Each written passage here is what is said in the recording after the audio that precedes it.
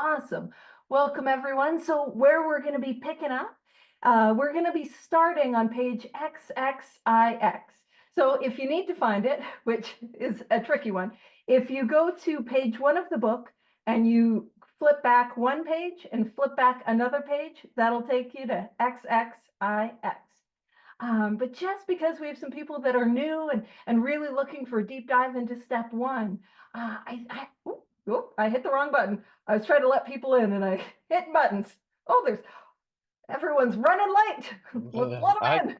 I can take care of it, Paige. No worries. Yeah, I yeah. saw that you're getting ready to go, so I didn't want to, and then I'm just doing, and you are amazing with all the help that you do.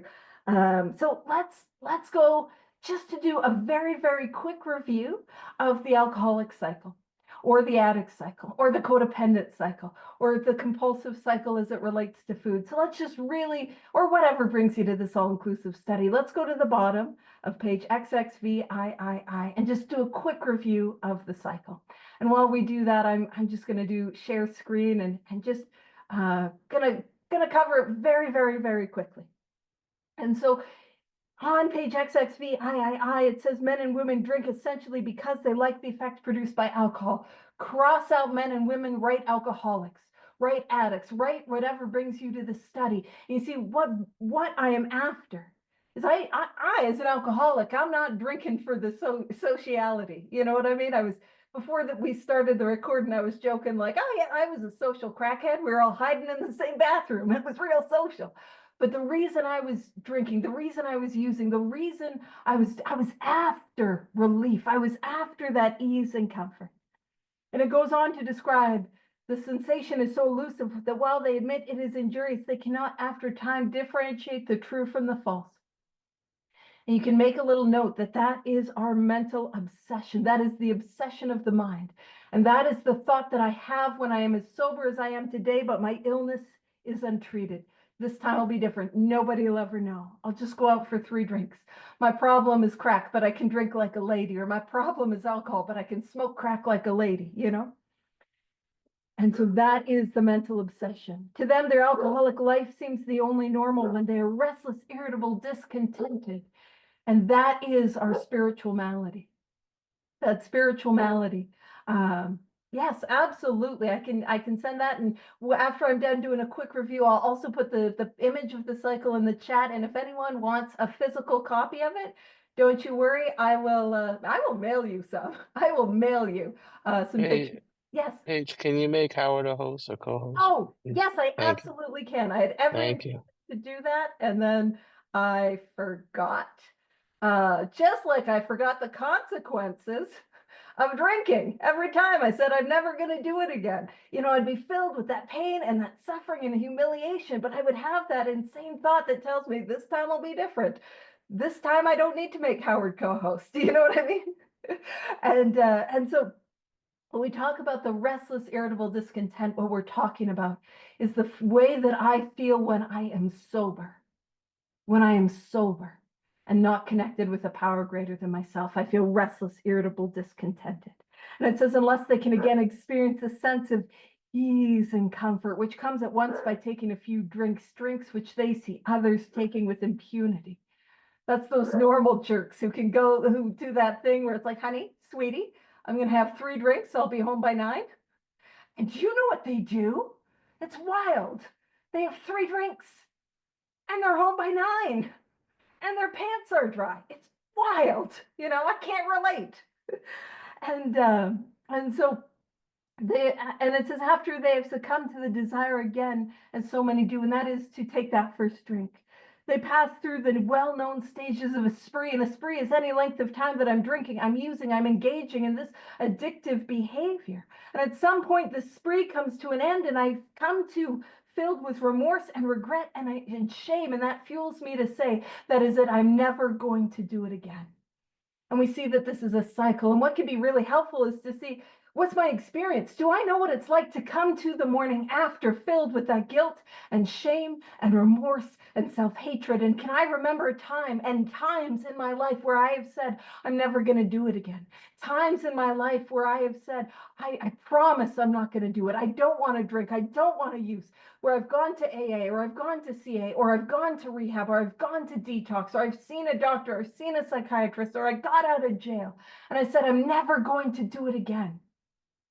And then what happened? What happened is I was thrust into that spiritual malady, not diagnostic of this illness, but I don't know about you. I was feeling restless, irritable, and discontented. And that's a polite way of saying it. I was filled with me. I was that depression so bad I couldn't get out of bed. That anxiety so bad it felt like somebody was stabbing my shoulder blades. It's when I was sober that I was suicidal. It was when I was sober that I didn't want to be here anymore. That is my experience. And that pain and that suffering that fuels that mental obsession, that thought that this time will be different. Nobody will ever know. I just got to get it out of my system. And I take that drink, I take that drug, I act out in that addictive behavior. And what I'm after is that ease and comfort. I'm after that relief. I'm after that release. And it sets off that physical allergy where I need more. The more that I drink or the more that I use, the more that I need. And off I go. I can't control the amount that I take, and I'm off on a spree. And I burn it to the ground. I come to filled with guilt and shame and remorse, and I say, I'm never going to do it again. And I do it again. And I go around again and again and again and again.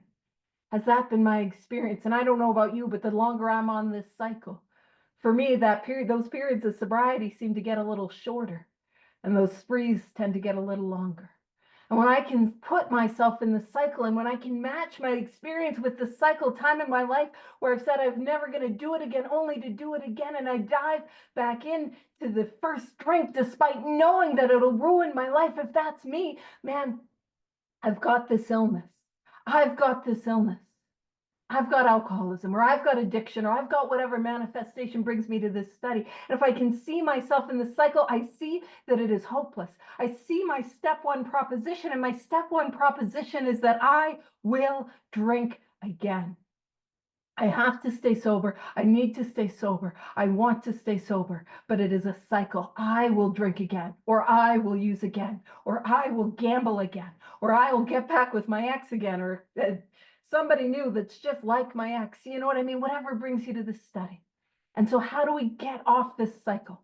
The only way that I have to experience freedom from the mental obsession, the only thing that I have is a spiritual awakening. That's what I need, an entire psychic change. And the word psychic is Greek. It means of mind and of spirit. So I need a profound change of my mind and of my spirit. I need a spiritual awakening. And how we get it in 12 steps is to work these 12 steps as a way of life. And so actually, just really quickly, and then I'll toss it over to Terry if he has anything that he wants to say. But my step one experience is to see myself in this cycle. This is going to be what my step one experience is, to see the hopelessness of my condition, to see that I am going to drink again. And if I can see that, that's my step one. And my step two is ultimately just about believing, could a spiritual awakening exist?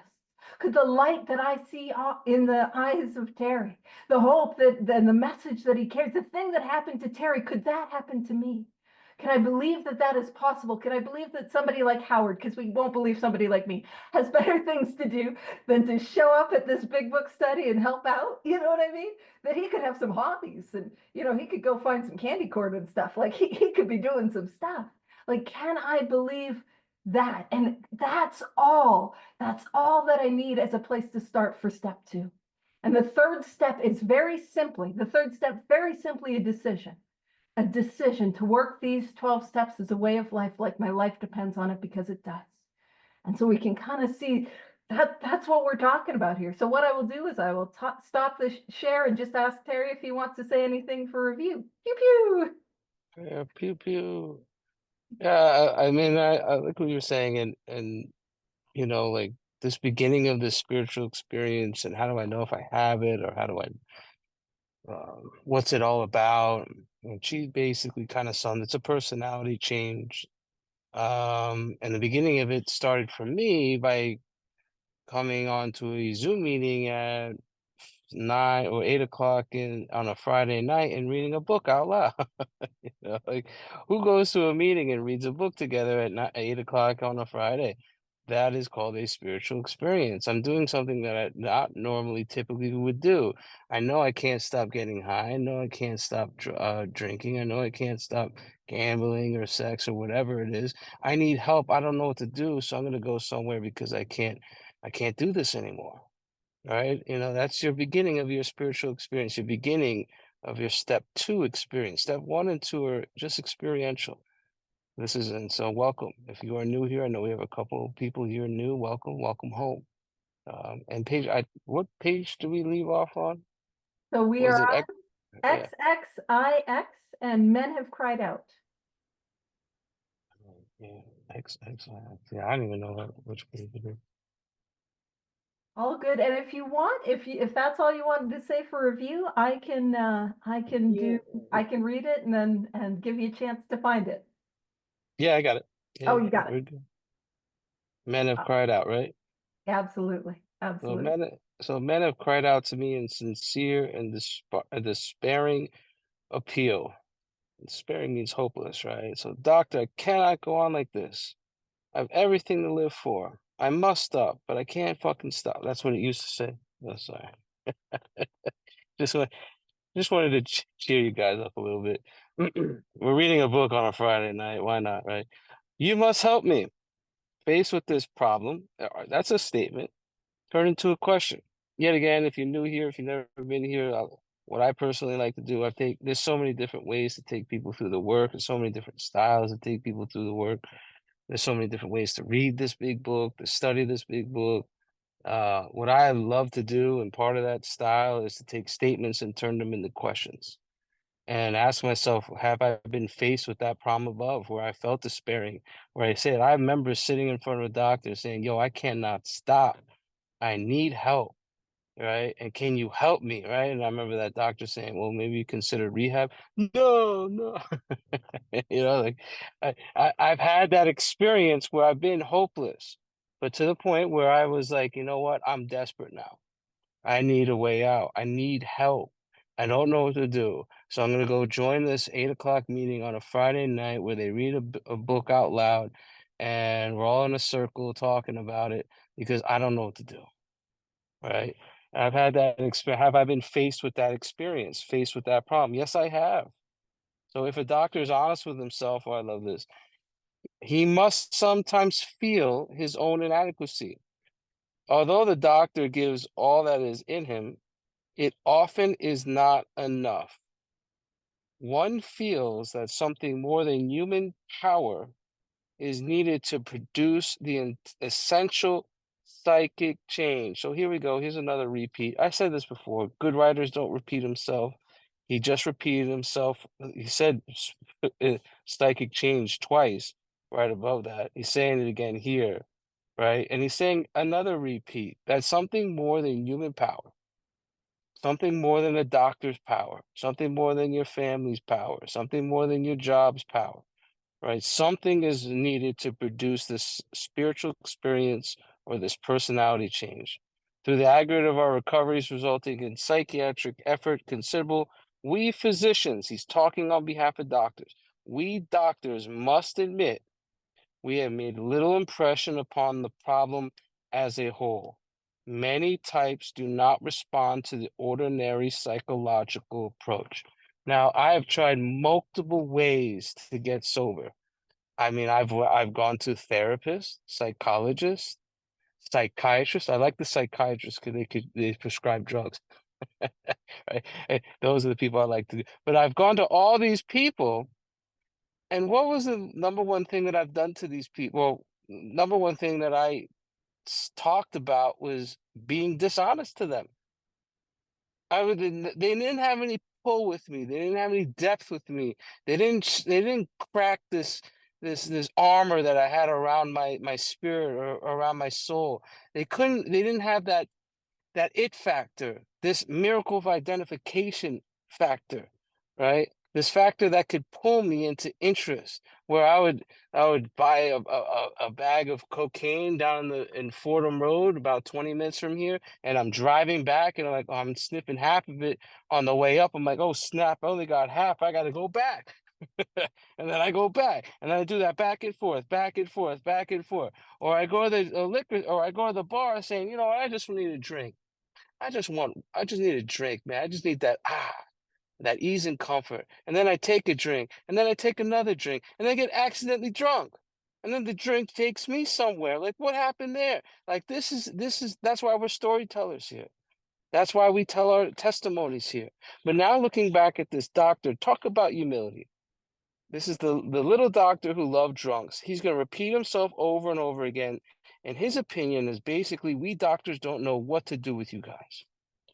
We don't know what to do. You guys need something more than human power to help you. Now look at your experience with human power and how it's helped you in the past. Rehabs are human power. Anyone been to rehab? I hope I'm not on like a business call right now. I am going blind on my right eye, by the way, so I can't see all of you. But yeah, hopefully I'm not in the corporate meeting. Who's been to rehab or detox? That's a human power. Sober living. I know people that have been in sober living for 2 or 3 years. That's also a human power. I need these four walls to keep me sober. That does not sound like freedom to me. Does that sound like freedom to you? No, it does not. I look at other human. What about your wife?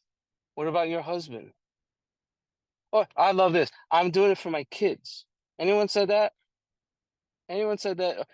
I just need them to stop being a killjoy or a nag. I just wanted to use that because I read The Family After, or the Two Wives the other day. Right? Right? Who wants to get their wife off their back or their husband off their back or their cousins or their uncles and off their back? Want them to stop being a nag or a kill, stop killing my buzz, right?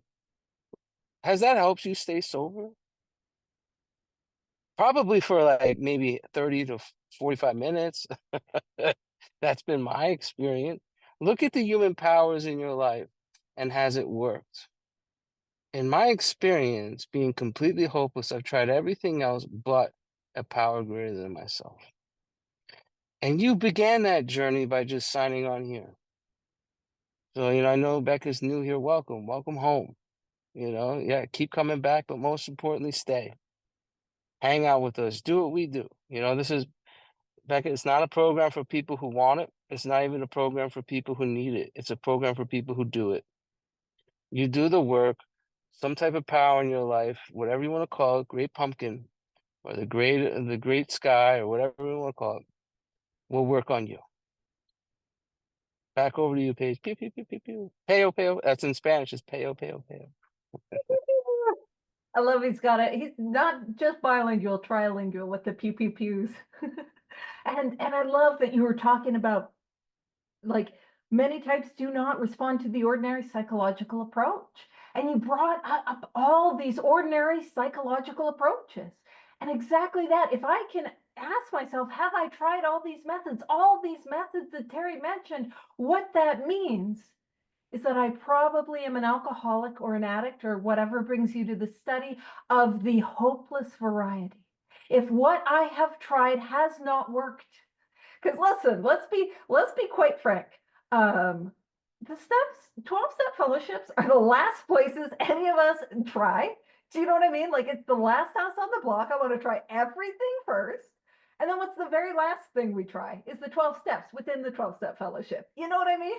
Like it's like if I have gone to this place where it's like, man, I'm gonna listen to Paige Netteron and then Terry exude brilliance for like an hour, like you have probably hit hopelessness. This is rock bottom. It's a lot of fun down here. Wee. Don't worry, we're gonna rock it. Yeah, and this is just an advertisement of the program of Alcoholics Anonymous. Yeah, What Paige and I are doing, we're just an advertisement for the program. yeah. Actually doing the program is what it says in this book. And what Paige and I will do, we'll show you instructions. If you want to be on this journey with us, stay with us. All right. But I highly recommend that you get someone who's armed with the facts, who has taken the steps, who has a working knowledge of the big book, sponsoring others, made a majority of their amends, right? I mean, these are some good questions to ask people, right? Or do you have a commitment? Do you have a home group? Do you have a commitment at this home group? Someone that who's in the game. You know, we're all on the same team, but who's in the game? You know, I was one of those people that just thought that just going to meetings was the program of Alcoholics Anonymous. And then we talked about this on our very first day. I didn't realize I was just doing one third of the program, Mhm. right? Yep. Back over to you, Paige. Payo, payo, payo. I love that it is that idea that no human power is sufficient. No human power. And just if it's helpful, when it says one feels that something more than human power is needed to produce the essential psychic change.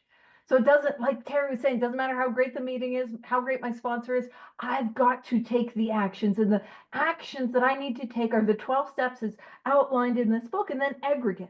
Though the aggregate, and this is, I'm just gonna like read it how I imagine Dr. Silkworth is, because he's using his smarty pants language, because I always imagine him getting a little defensive.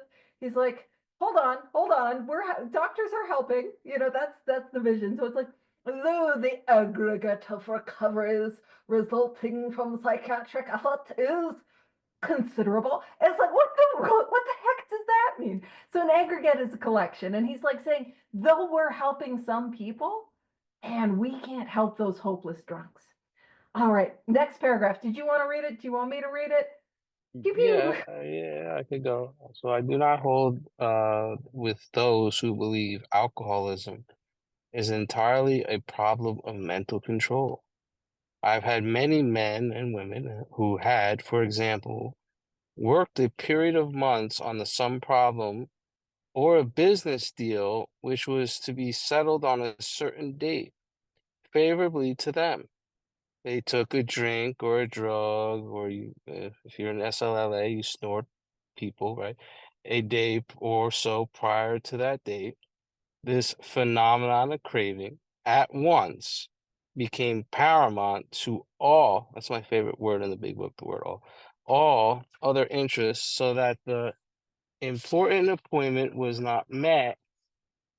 These men and women were not drinking to escape. They were drinking to overcome a craving beyond their mental control. Uh, it, I don't know, man. And it didn't, this, sometimes I read this book by myself, it just doesn't make sense. Like if I don't read it out loud, like it just seems like Chinese, right? Or Japanese or whatever it is. But when I read this and I look at my personal experience that's attached to this, when I was drinking or drugging, they're talking about the physical factor when alcohol is actually in my body or drugs in my body or I'm gambling, whatever you could say in that moment. I have this chain reaction event where I get thirsty or I want more.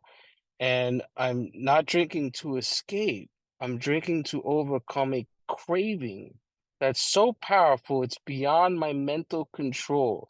And when I'm talking to someone, man or woman, or they're currently drinking, and this is an experience I just had recently. Yesterday, Halloween, my coworker died.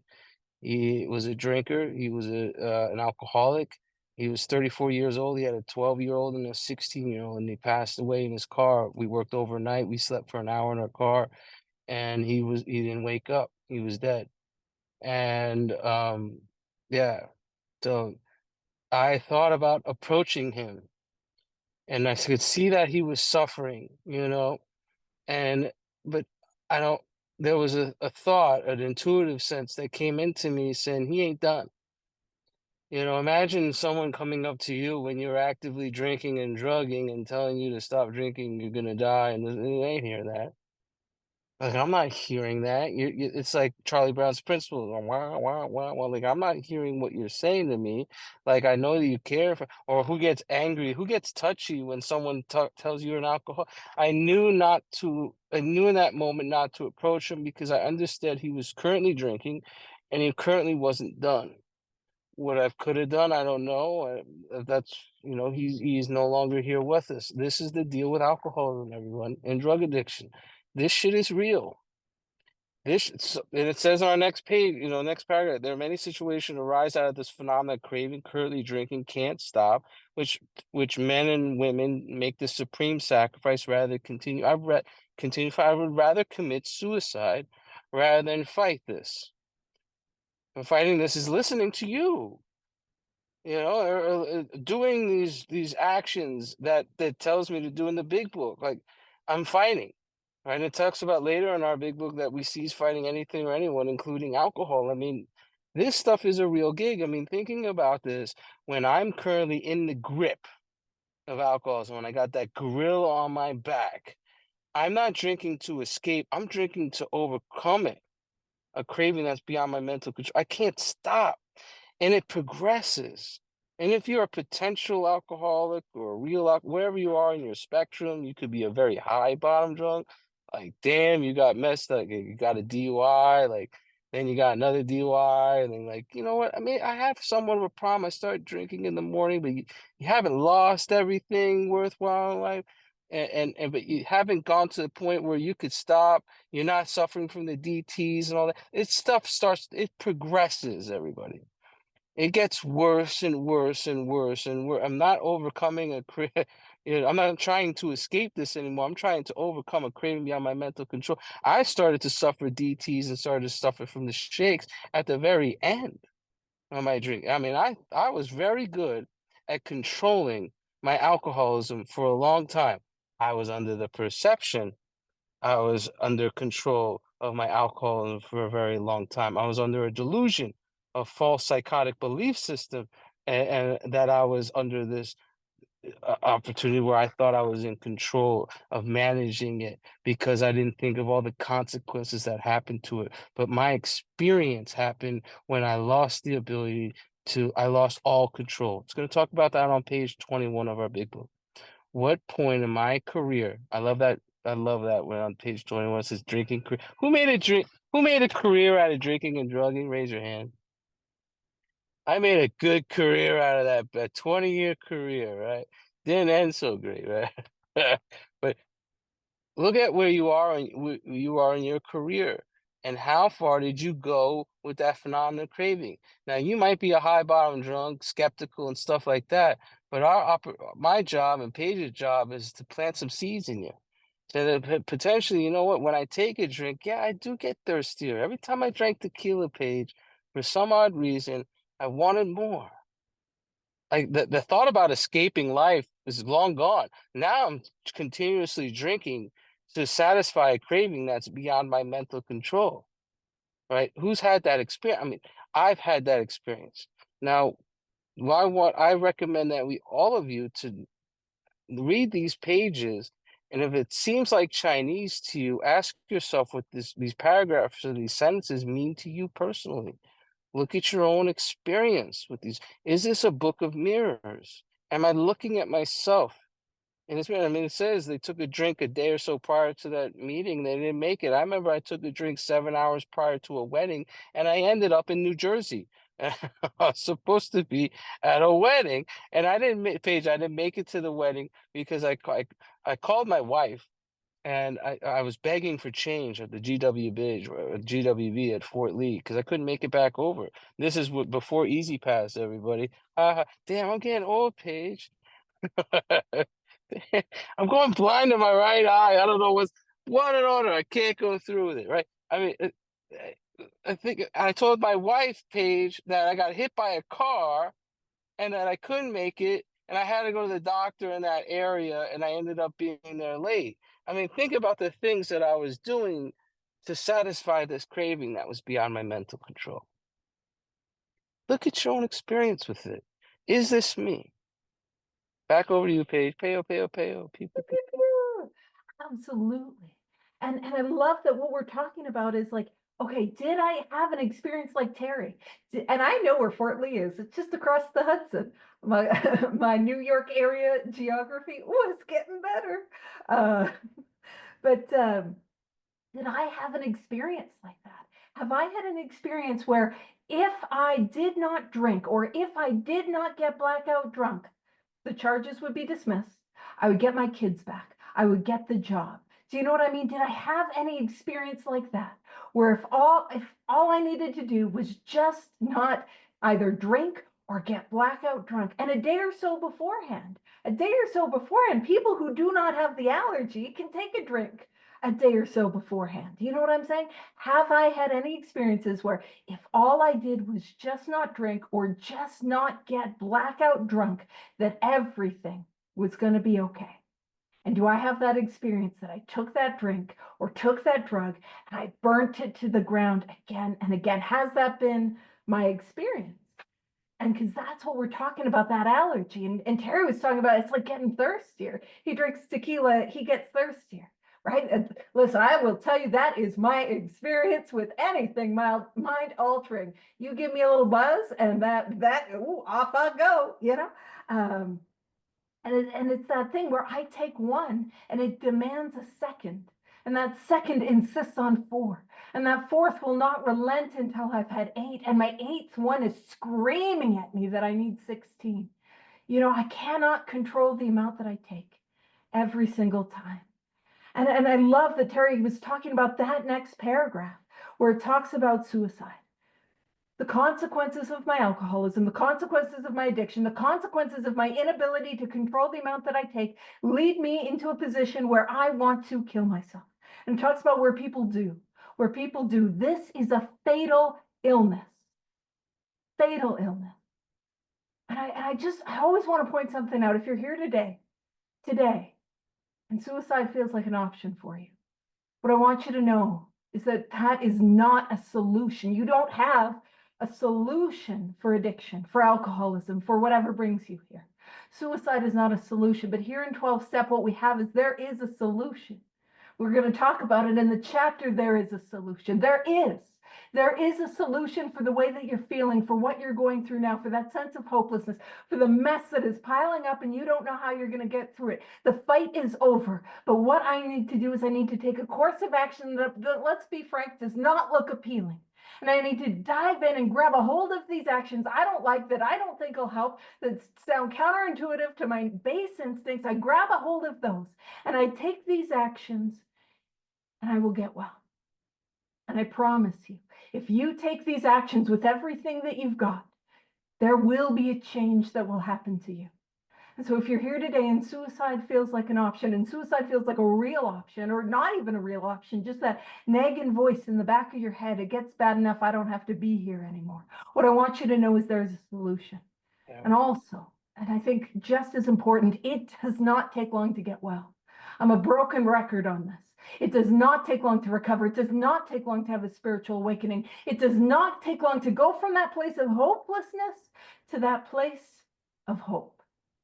And our responsibility, mine, Terry, and those of us who are in this meeting who have recovered, and we got some recovered homies up in the hizzy today, you know, we got some recovered people. So if you are not recovered, if you don't want to be here, you know what I mean? If that's you today, please stick around. Let us get you connected. Let us get you to the solution quickly and thoroughly so that you don't have to live there anymore. Yeah, I think that's all I wanted to say. Did you want to make the next paragraph, or do you want me to? Yeah, I wanted to so this guy who passed away yesterday, Yeah. he was going through a divorce with his wife. He was having issues with everybody, X, Y, and Z. This guy, he passed away. His ex-wife, showed up there in 20 minutes, and she was absolutely devastated. When I was thought about the contemplation of taking my own life, I thought the world would be a better place without me. Bullshit. Absolute bullshit. There's a story and a narrative in our head that is very loud. It's a minion. That's not true. There was overwhelming support and love for this person, no matter how low he was. I was just like, I got lucky. You know why I got lucky? Because I listened. I listened when the time was right, and I'm still alive today, right? So we have a way out, right? We have a way up and we have a way out. I hope you sit. What does it say? Come all the way in and sit all the way down and hang out with us. Do what we do. All right, so our next paragraph says the classification of alcoholics seems most difficult, and in much detail is outside the scope of this book. So we're going to talk about different types of drinkers. Here's one. There are, of course, the psychopaths who are emotionally unstable. That's not me, Paige. I'm not a psychopath, right? You know, it's funny. I looked at that. I was like, I'm not a psychopath. You know, I have empathy for people. Well, ask yourself, when you were drinking or drugging or gambling or, you know, doing the sex thing, were you a psychopath? Yes, I was. That hit me. We are all familiar with this type. They're always going on for the wagons for keep. They're over remorseful and make many resolutions, but never a decision. A decision to do what? To take a course of action that could change your life. Step three is, yes, you could say it is a, it's a this, it's a this, yeah, it's a decision to turn something over. Our step three decision means nothing unless I make a commitment to that decision by working steps 4 through 12, right? I could say, I mean, what are you ever heard about you know this story, but you saw this story live, right? You guys ever hear three red-tailed hawks on a fence? You guys ever hear that one?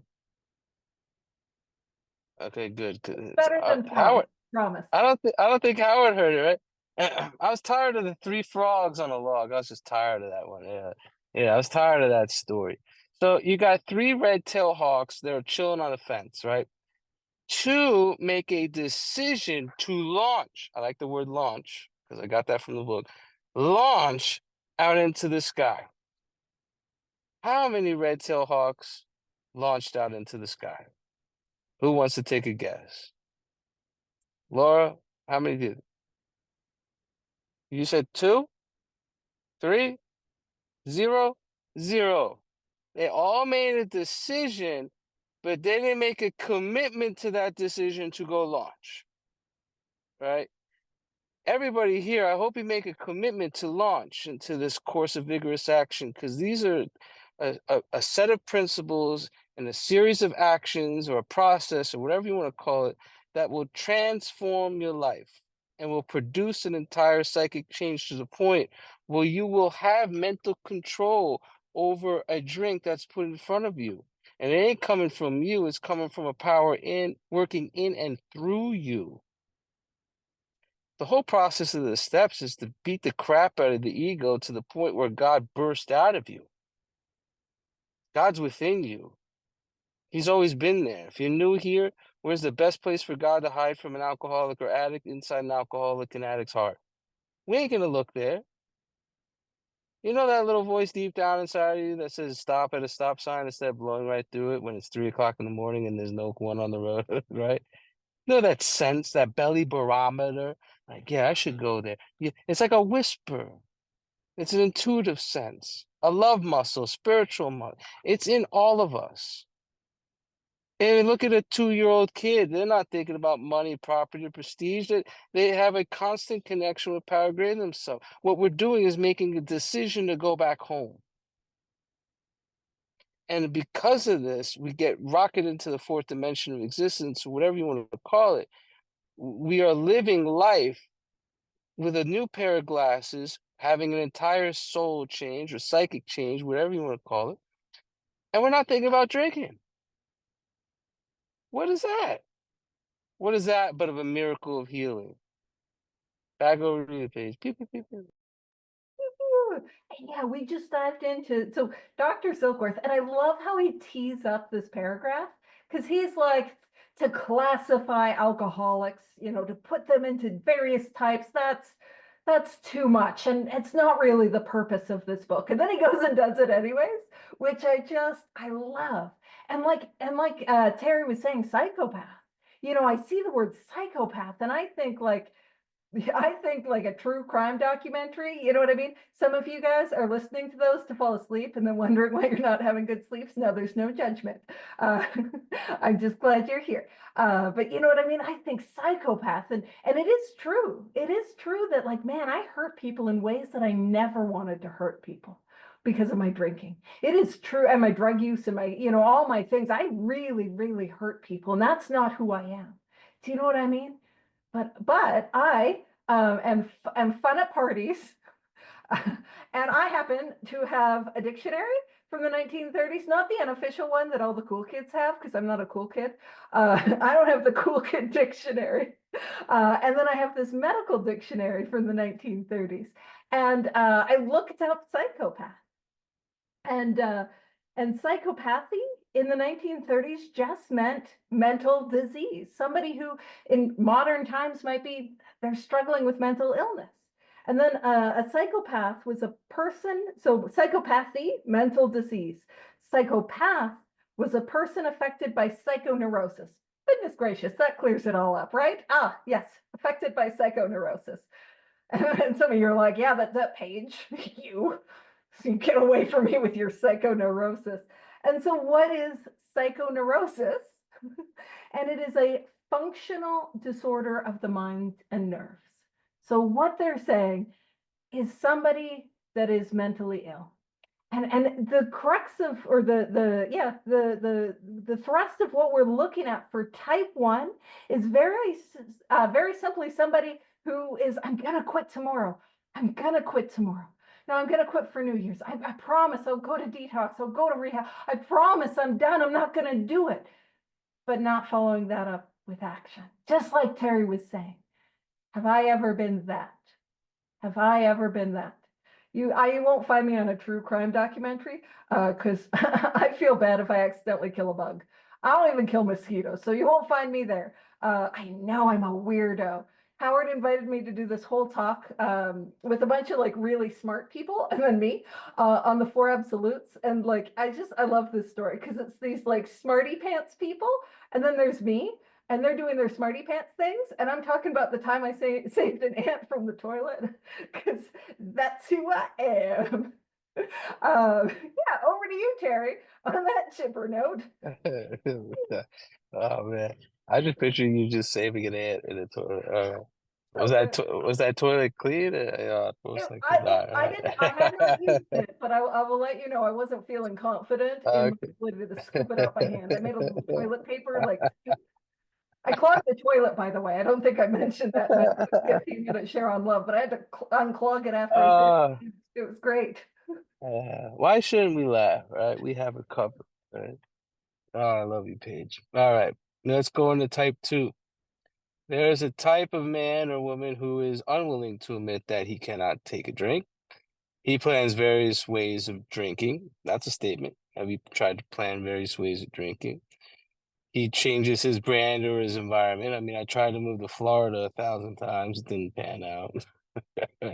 Here's our third type. There's a type who believes that after being entirely free from alcohol or drugs for a period of time, he could take a drink without danger.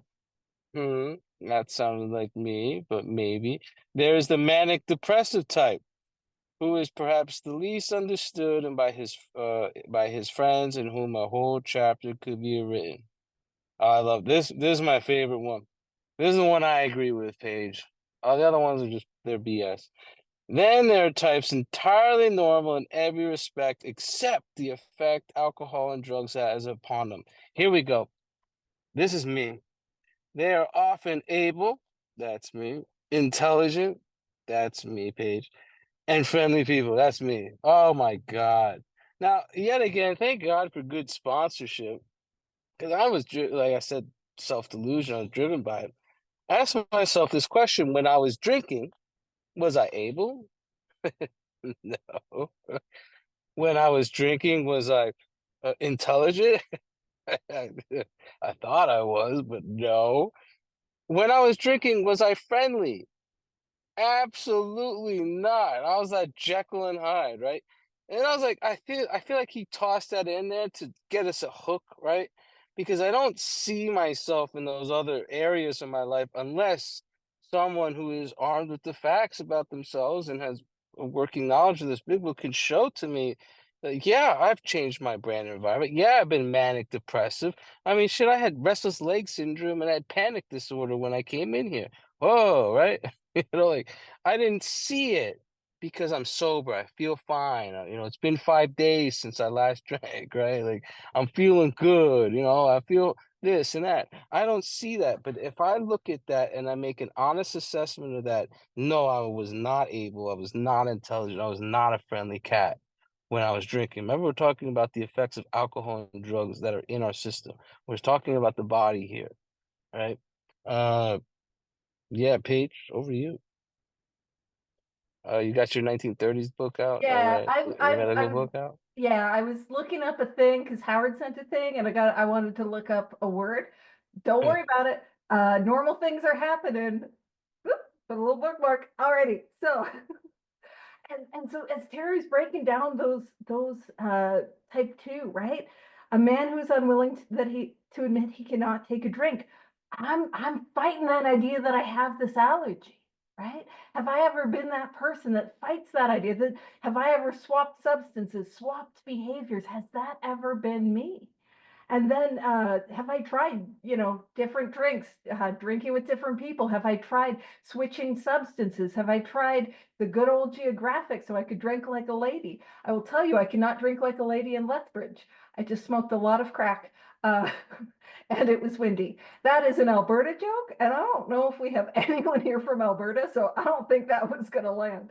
And then as we talk about type three, that always believes that after being entirely free from alcohol for a period of time, he can take a drink without danger, right? That denial about the permanency of the physical allergy.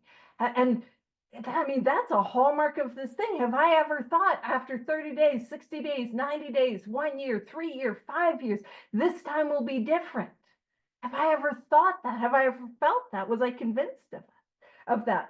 Now, when we talk about the manic depressive type, I have a friend of mine who's schizoaffective.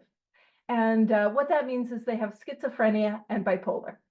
And so when I remember one day I was doing a big book study and my friend was like, "Oh my goodness, manic depressive type," because manic depressive often would be an older time, not a modern description of bipolar disorder. So my friend was like, "Oh, yeah, I wish they would. Oh, that's me.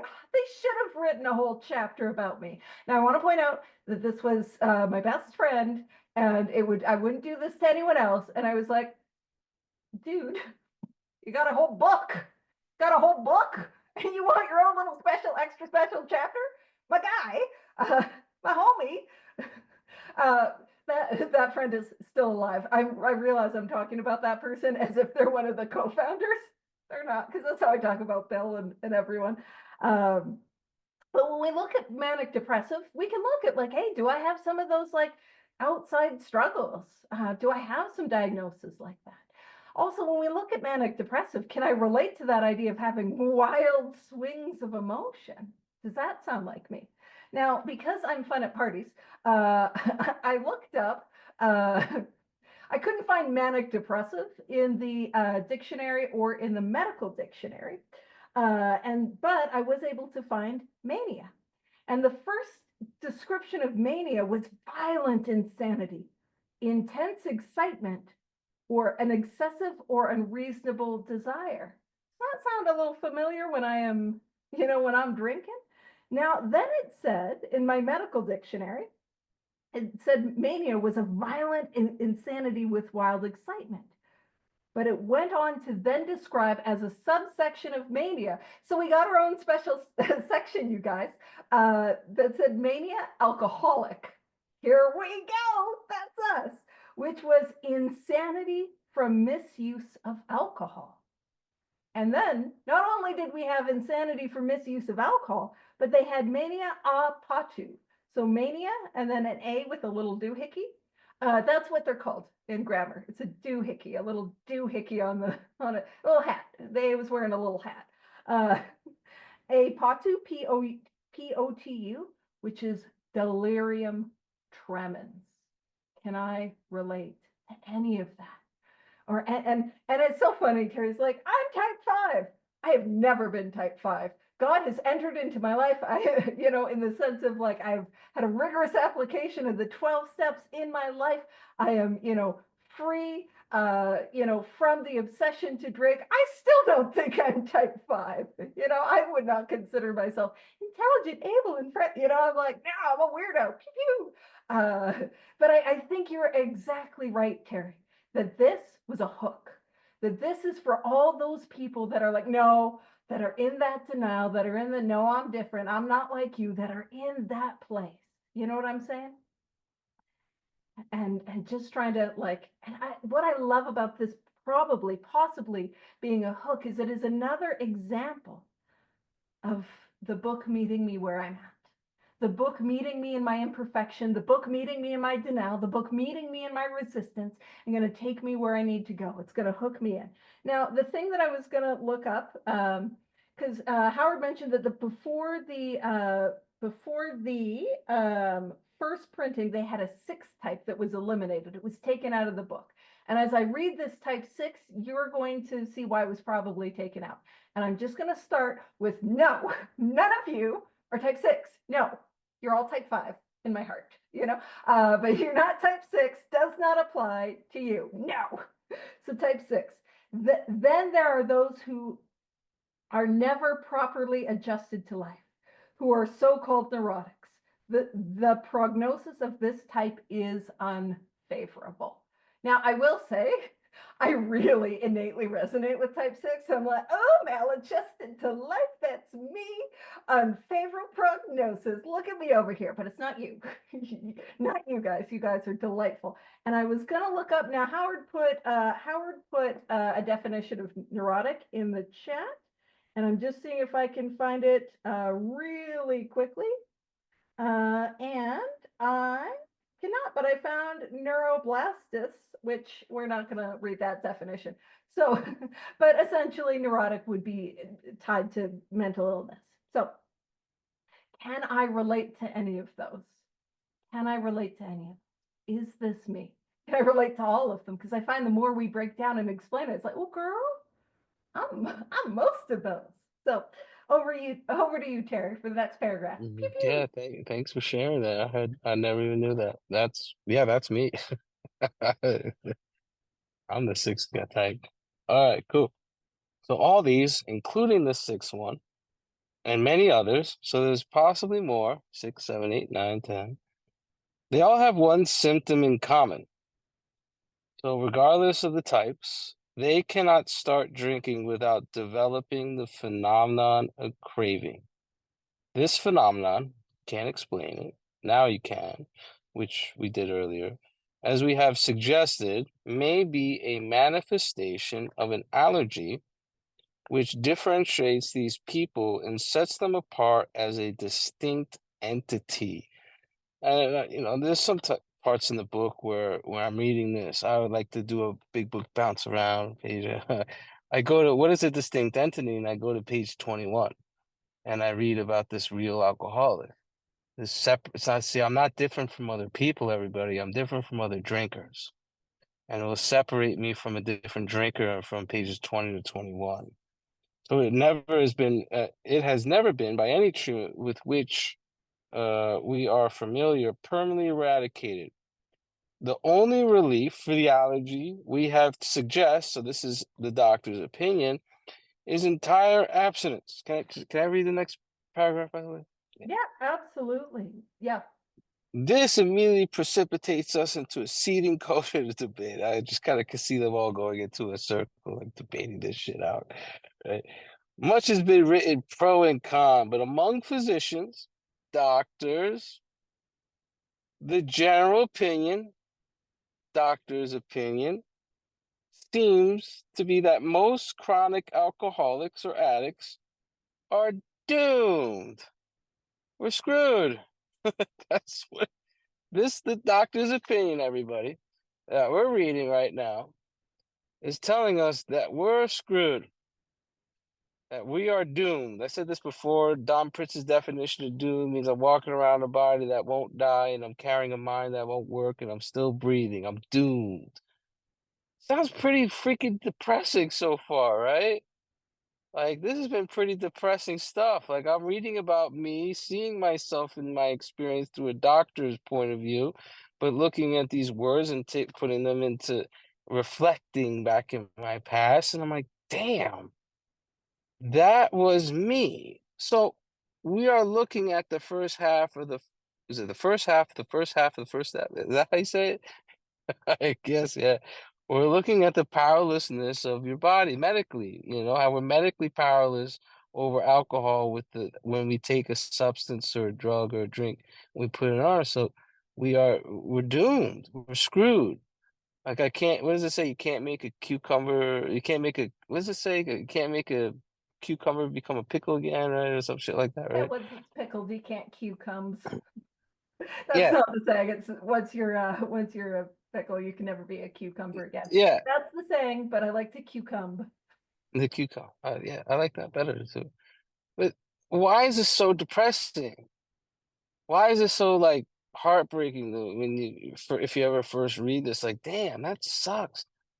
The whole point is to generate hopelessness in you to actually do the series of steps and actions that are going to see in the future. Like, why on earth am I gonna write inventory? Because damn, I'm reading this doctor's opinion and I'm screwed. Like I need to do this. Or why do I need to make amends? And damn, I'm screwed. My first step experience is going to catapult me to do all the things that I think are very uncomfortable and very shaky, very super anxiety. You could they seem scary as hell when you do them, right? Like they are super scary doing this stuff, right? Like why on earth am I going to do this? Because of my step one experience. Am I an alcoholic or am I an addict or am I both or am I neither? Or if you have a gambling addict or you're a sex addict, do I have this or do I don't?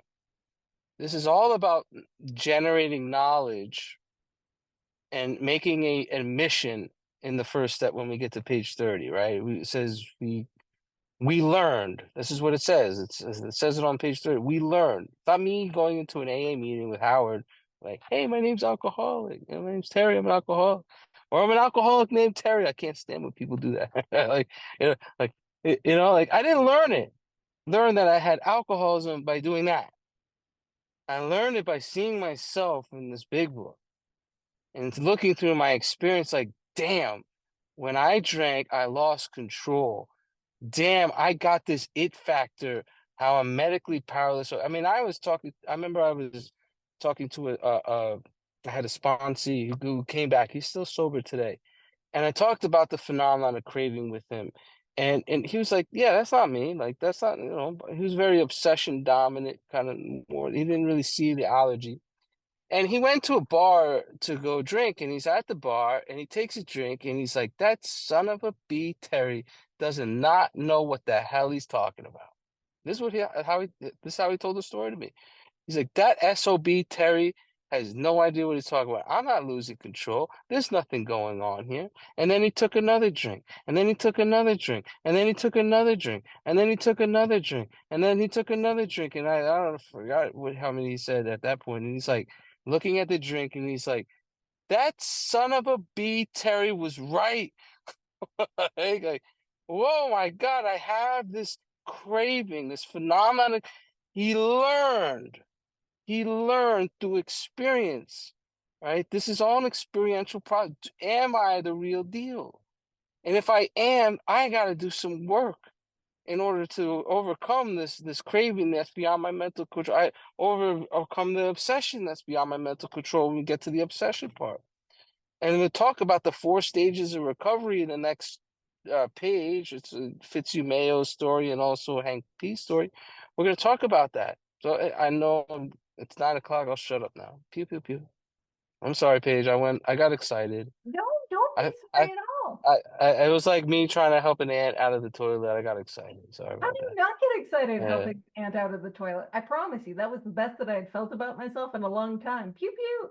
And just real, I looked up neurosis, a nervous disease, especially a functional disease. Functional is reference to it does not affect the structure, but it affects the function. So, just real quick, what we're talking about is exactly what Terry was saying, that hopelessness. And I've got to see that I've got this allergy. It's important to see that once I start, I cannot control it every single time. And non-alcoholics never experience the allergy. They never experience, they do not know what it is like to have a drink and that drink take them. And that bottom paragraph is when we're talking about the doctors, that's who's debating, the doctors. Get to that place where most alcoholics are doomed, hopeless, hopeless. And where we're going to kick off next week is going to be the hope. And that's a theme that we see throughout this book. I start with my hopelessness. And when I can see the reality of my predicament as alcoholic, which is hopeless, that I'm willing to grab a hold of the hope that is on offer. And so next week, yeah, we're going to see Hank, we're going to see Fitz, we're going to see some cool stuff next week. We'll wrap it up and do a fun little prayer.